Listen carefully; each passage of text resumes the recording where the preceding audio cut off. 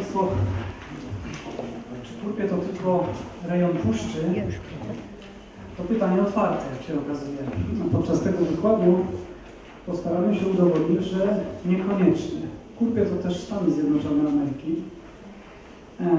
I może nie tyle udowodnię, ale opowiem nam o tym troszeczkę więcej. Pani Dorena Wasik, która jest takim łącznikiem między Polską i Stanami Zjednoczonymi, z tego względu, że swoje korzenie ma właśnie tutaj i od kilku ładnych lat coraz lepiej je poznaje. Wykład mówi o kurpiach w Ameryce, natomiast dowiemy się, jak mogli tam trafić i jak ich tam szukać. Zapraszam.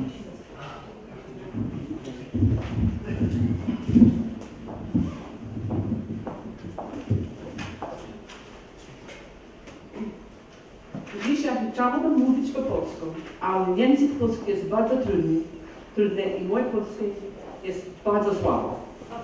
Proszę podnieść rękę, jeśli wiedzą Państwo o krewnych w Ameryce. Dobrze. A teraz proszę podnieść rękę, jeśli przypuszczają Państwo o istnieniu krewnych w Ameryce. I wreszcie proszę podnieść rękę, jeśli wiadomo, że nikt z rodziny nie wyjeżdżał do Ameryki. Ha! Dziś wskażę pierwszy krok w odnalezieniu rodziny, która opuściła Polskę i znalazła się w Stanach. Może się okazać, że ktoś z Państwa znajdzie swych nieznanych bliskich.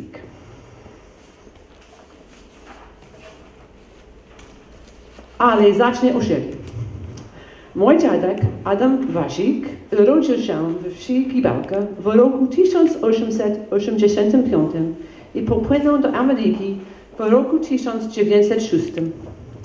Jego rodzice nazywali się Józef Wasik i Mariana Demerska. Oto akt urodzenia Adama, którego kopia była potrzebna do otrzymania obywatelstwa amerykańskiego. Moja ciotka Czesława przechowała świadectwo po zgonie dziadków. Wyjątkowo szczęście, bo jak Państwo wiecie, dokumenty zostały zniszczone w Kadzidle.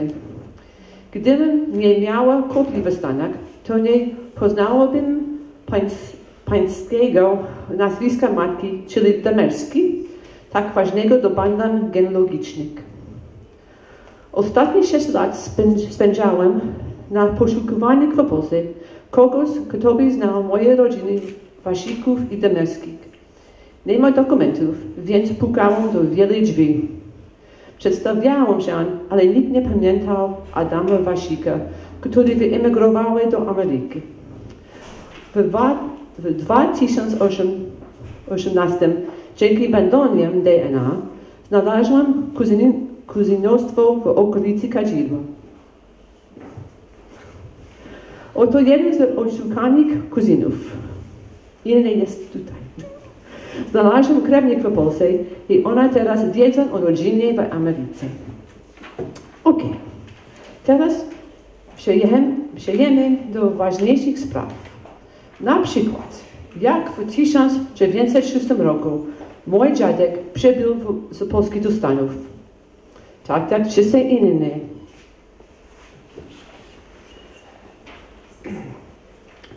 Przypłynął parowcem. To staki przewoziły każdym kursem około 2000 osób rozlokowanych w pierwszych, drugich i trzecich najtańszych klasach. Większość naszych rodzin płynęła trzecią klasę, a podróż przez ocean trwała 7 do 10 dni. Staki przybywały do portów na całym wybrzeżu wschodnich USA, choć większość była witana z Nowym Jorku przez Statuę Wolności. Na fotografii Statuę Wolności moja siostra i ja w niebieskiej sukience. Będąc w Nowym Jorku, warto zwiedzić to miejsce i wyjeść wywdzienionym z szocharem aż do czubka. Pierwsze Polacy przybyły do Ameryki w roku 1608 do Jamestown, Virginia, gdzie z Anglikami założyły pierwszą osadę. Natomiast największa ilość Polaków oszacowana na 2,6 miliona imigrantów. Większość pochodzenia łopskiego emigrowała do Stanów w latach 1870 a 1914. Straszyliśmy rodziny więcej głowy z nimi i dziś postaramy się odzyskać.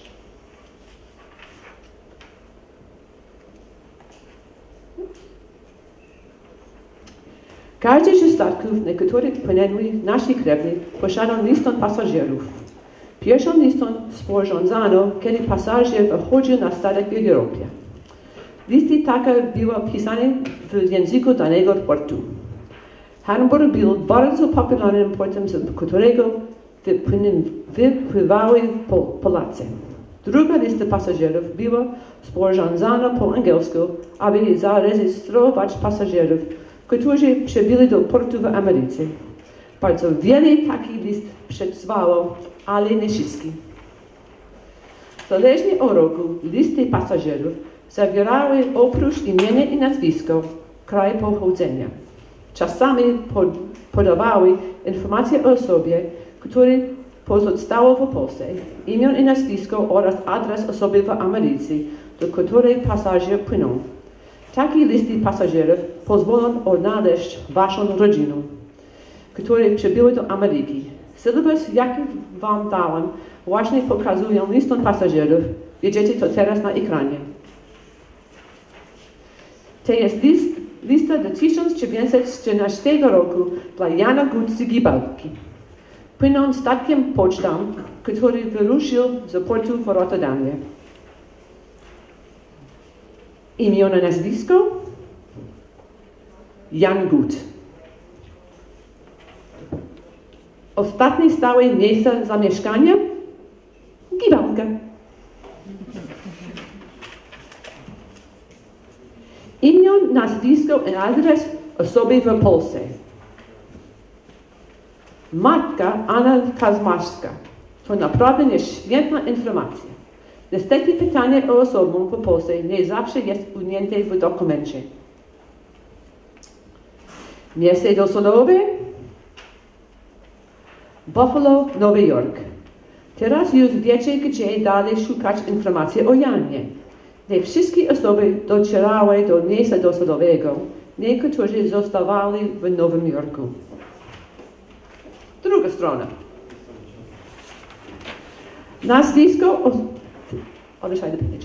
Nazwisko osoby i adres docelowy w Stanach. Brat Adam Gotowski, 10 Beach Street, Buffalo, Nowy Jork. Gut lub Gotowski. Jedno z tych nazwisk nie jest niewłaściwe. Myślę, że jego brat Adam zmienił nazwisko. Miejsce urodzenia? Gibalka. Lista pasażerów również podała mi, że Jan Gut miał 21 lat, brązowe włosy i oczy, nie umiał ani czytać, ani pisać, nie miał pieniędzy, a jego brat zapłacił za jego bilet. Listy pasażerów są indeksowane i możemy je wyszukiwać po nazwisku lub wsi, z której pasażer pochodził. Indeksy są dostępne na stronie ancestry.com lub na stronie familysearch.org. Ale myślę, że najlepiej wyszukiwać na stronie www.stevemorse.org. To jest darmowa strona. Na stronie Ellis Island musicie zalogować użytkownik i hasło, aby zobaczyć listę pasażerów. To też jest darmowa strona. stevemorse.org jest inna, ponieważ jest łatwiejsza do wyszukiwania, a także bardzo przejrzysta. Najpierw wyszukujemy wsi. W Ameryce zazwyczaj nie mamy wsi, dlatego wszystkie miejscowości znamy tam.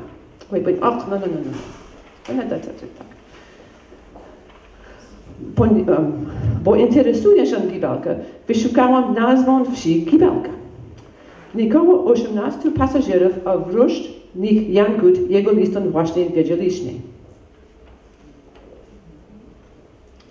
A tutaj szukałam nazwiska Wasik. Rezultat to 6 Wasików i 1 Wasikioria. Co sądzicie? Ciekawe, prawda? To naprawdę dobra informacja i było jest łatwo wyszukać. Skoro już wiecie, co można zrobić używając stron internetowych, pokażę Wam dokładnie, jak korzystać ze strony stevemoyes.org. Oto strona głowa stevemoyes.org. Ponieważ większość Polaków przybyło do Nowego Jorku w latach 1870 a 1913, klikamy na Ellis Island Passengers Gold Page.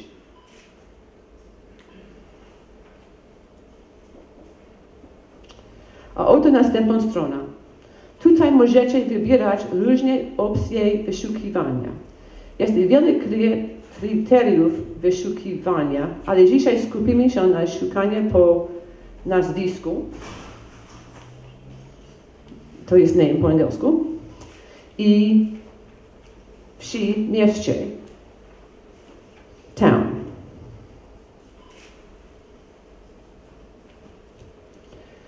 Oto do strony. Przed kliknięciem szukaj, search, musicie wypisać nazwę użytkownika i hasło dla Ellis Island.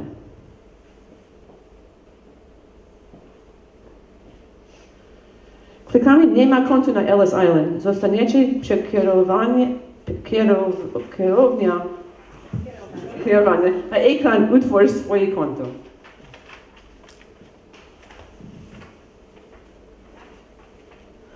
Oto rezultat, kiedy szukałam wsi miasta Chudek. Widzimy nazwisko pasażera, wieś, wiek oraz przybliżony rok urodzenia oraz rok przybycia do Ameryki. Ostatnie 4 kolumny są przekierowaniem do ellisisland.org. Chcemy zobaczyć listę pasażerów, dlatego klikamy na słowo View. Zobaczyć. Wybrałam listę dla Florek i tak dotarłam do tej strony. Na ekranie widzimy górę strony, gdzie właściciel strony próbuje sprzedać Wam kopię takiej listy pasażerów. Informacja mówi nam, że lista pasażerów ma tylko jedną stronę. Czasami są 2 strony. Nie chcemy nie kupować, więc idziemy na dół strony. Teraz ekran pokazuje dół strony i oto jest lista pasażerów. Można kliknąć na listę pasażerów, aby ją powiększyć oraz zobaczyć inne detale. Oczywiście chcę zachować kopię listy pasażerów, ale że właściciel strony chce sprzedać kopię za 100 zł. Nie jest łatwiej zachować kopię za darmo. Jeśli klikniecie na Full Image, pełny obraz, można zrobić zrzut ekranu i w ten sposób zachować na komputerze to, co widzicie na ekranie.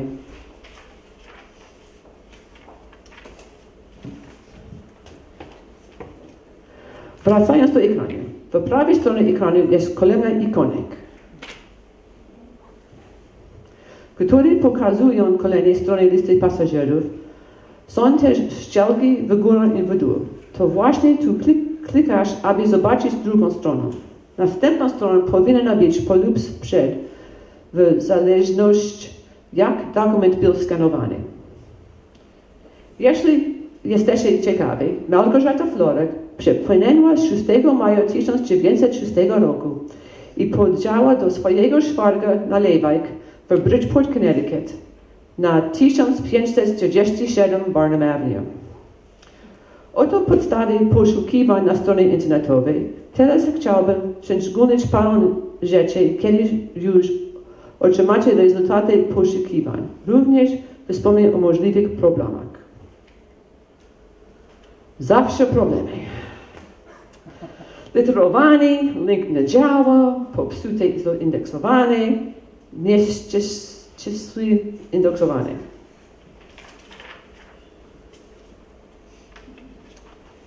Pisowanie. Listy pasażerów są przeważnie pisane ręcznie i nie są łatwe do czytania. Dlatego jest wiele błędów w indeksach. Urzędnik, który sporządzał listę, mógł nie rozumieć polskiego. Czasami nazwisko było tłumaczone. Mój krewny Franciszek Załęcki z Nowego Szelca jest zapisany jako Franz Salecki z Nowego Schulz.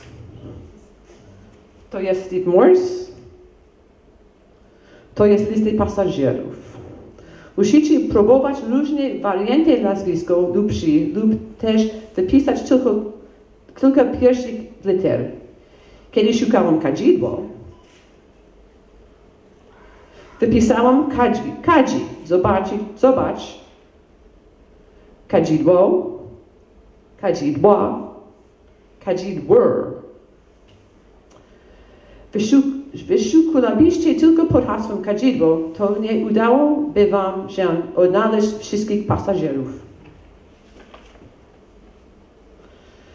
Link czasami nie doprowadzi cię do właściwego wypisu. Drugiej strony można brakować. Jeśli coś jest nie tak z linkiem, żeby iść do familysearch.org i poszukać dokumentu. To się zdarza rzadko, ale się zdarza.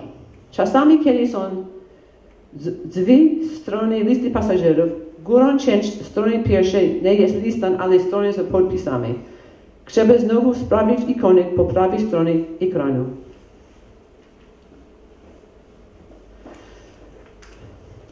Wypis został zindeksowany błędnie. W indeksie są podane gibelki Węgry. Jeśli sprawdzisz zapis,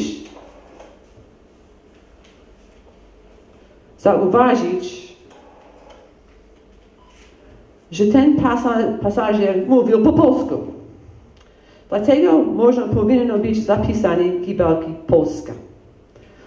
Prawdopodobnie sporządzający listę pasażerów skopiował nazwę kraju i zapisać powyżej.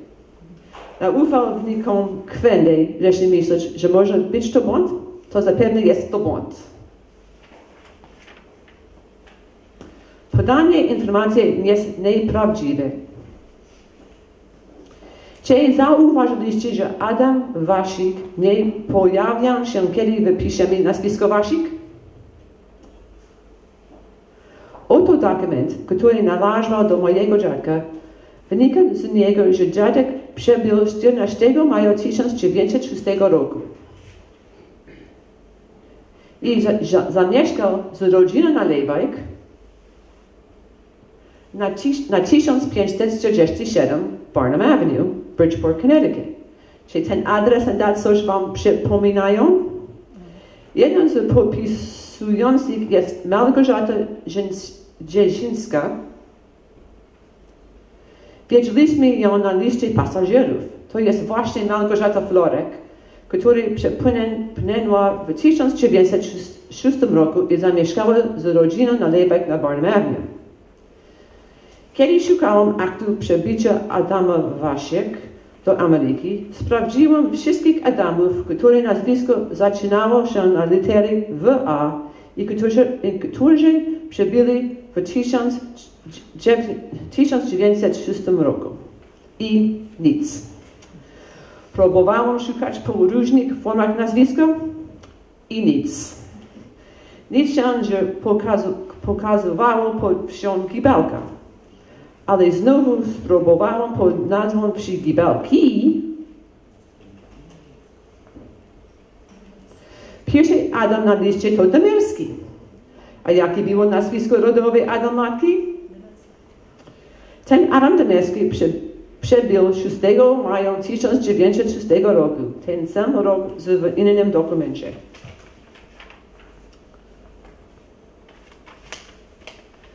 Oto lista pasażerów pokazująca Adama Demerskiego. Jechał do rodziny na Lewajk, Barnum Avenue, Bridgeport, Connecticut. To jest mój dziadek. Nie wiem, dlaczego został zapisany na liście pasażerów pod nazwiskiem rodowej swojej matki Demerski. Można miał lewe papiery. Można ktoś popełnił błąd. Adam Wasik nie umiał czytać ani pisać i dlatego nie mógł wiedzieć, że został zapisany jako Demerski. A może chciał, aby tak go zapisano. Ta lekcja uczy nas, aby szukać wszystkiego, nazwisk i miejscowości. Dobre jest także sprawdzać pasażerów zapisanych nad i pod konkretnym pasażerem. Adam Demerski płynął z Piotrem Kilmonem i Jakubem Sadowskim z Oszewska. Ewan Gut z Gleby, Walentyn Parzik z Jezgarki i Józefem Duszakiem z Kadzidła. Wszyscy byli z okolicy Kadzidła. Mam zatem szczęście i dodatkowy florek z Chudek, czyli 7 osób właśnie stąd z Kadzidła, którzy wyemigrowali do Ameryki tym samym statkiem. Zobaczymy, do kogo jechały w Stanach. Kliman i Sadowski do Worcester, Massachusetts, Gut do Glen Cove, Nowy Jork, Parzik do New Britain, Connecticut, mój dziadek i Florek do Bridgeport, Connecticut i Duszak do Shamokin, Pennsylvania.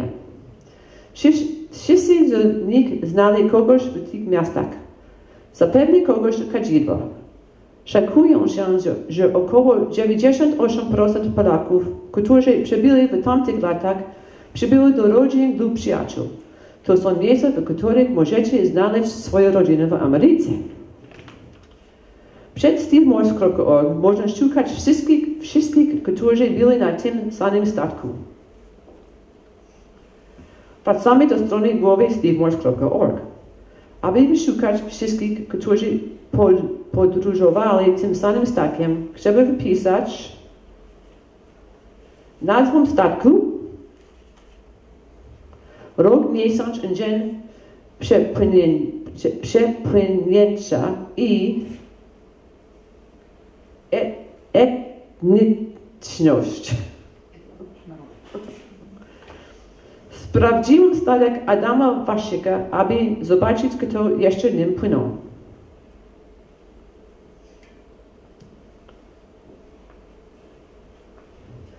Było 93 pasażerów Polaków. Akurat tym statkiem płynęło około 2000 ludzi. Spośród tych Polaków przeszło 50 było w Kalisza. Wiemy też, że było około 7 w Kadzidło. To jest pół statkiem jest Polakiem.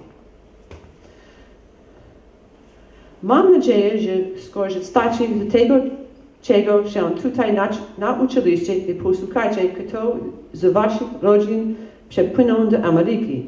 Są też ludzie w Ameryce tacy jak ja, którzy szukają informacji o rodzinie w Polsce. Ponieważ wiele dokumentów z terenów Kadzidła zostało zniszczonych, wszyscy musimy dzielić się informacjami i dokumentami, a także historiami rodziny. To pozwoli nam połączyć nasze rodziny. W Polsce będę znowu w czerwcu na weselu kurpiowskim i zostanę na kilka dni, aby poznać kurpiowskie zwyczaje. Będę z kilkoma Amerykanami, którzy mają korzenie w Kadzidle i okolicy. Mam nadzieję, że przyjedziecie znowu na spotkanie na serce. Ale teraz mam wiadomości do Amerykanów z Kurpie. Pan translator?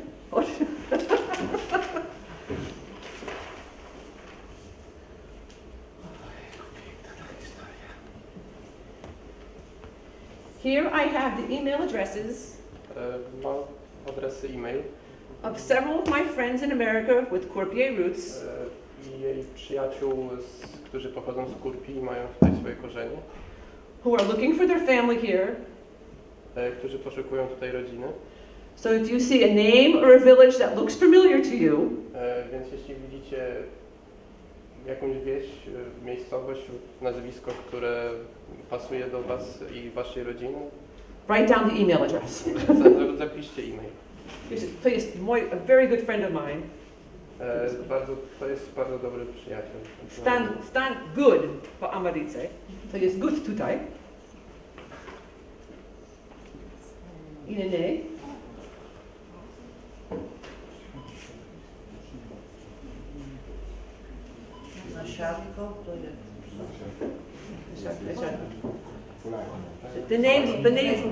The spelling might be wrong. We're Americans.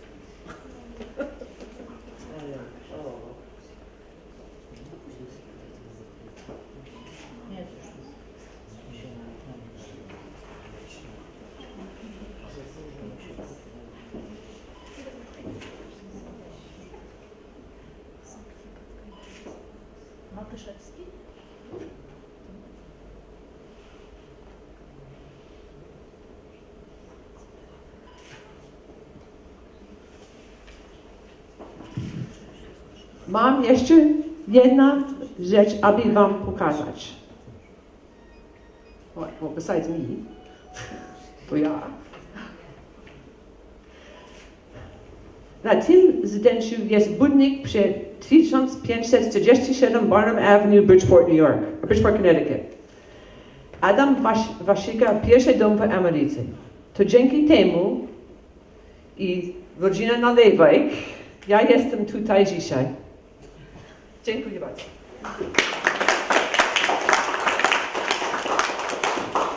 Yes, mommy, one more thing. Jeszcze jedna rzecz.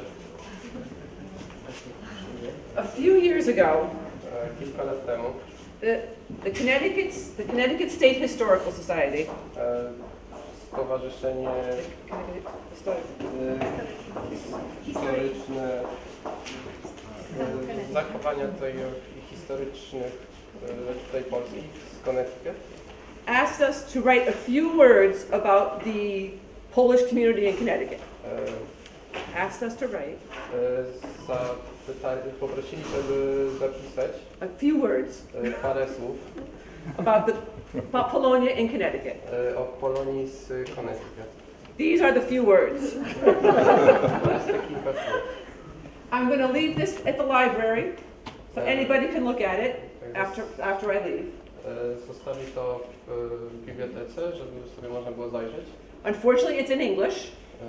Niestety jest po angielsku. But we have a translation. Właśnie, czy jest po polsku? Po angielsku. A przewiduje wersję polską? Can I be in Polish? No. They don't speak Polish in America.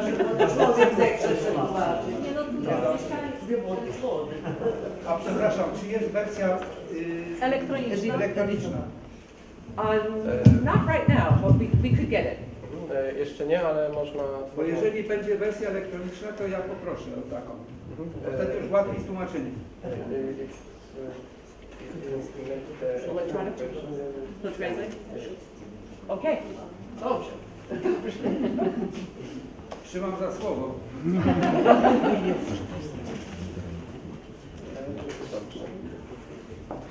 Kochani Państwo, ja muszę dopowiedzieć kilka rzeczy. Rzecz pierwsza, Dorena jest prawdziwą czarodziejką. Proszę to Dorenie powiedzieć.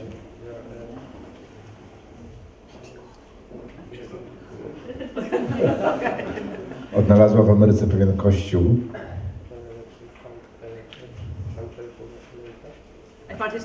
który jest też również ważny dla mojej rodziny. Zrobiła to, proszę nie tłumaczyć, za darmo. Druga rzecz, kochani, chcę dopowiedzieć, że Dorena Wasik będzie w tym roku, w czerwcu, uhonorowana tytułem honorowy obywatel gminy Kadzidło. Gorące brawa. I otrzyma nagrodę Kurpiowskiego Nepomuka za ten trud szukania swoich bliskich i pamiętania o korzeniach. Jest to dla nas bardzo ważne. I teraz, droga Doreno, chcemy Cię oczarować. Proszę przetłumaczyć.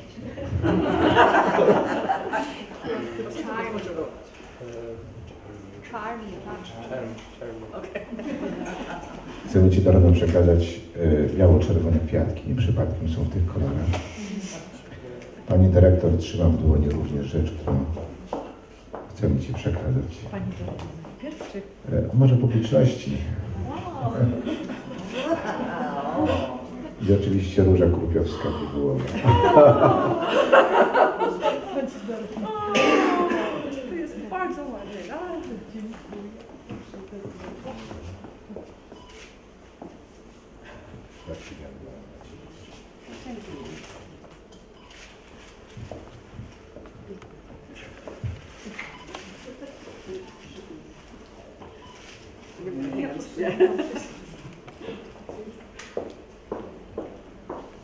Jeszcze raz gorące brawa. Zapytam Dorenę o jedną rzecz.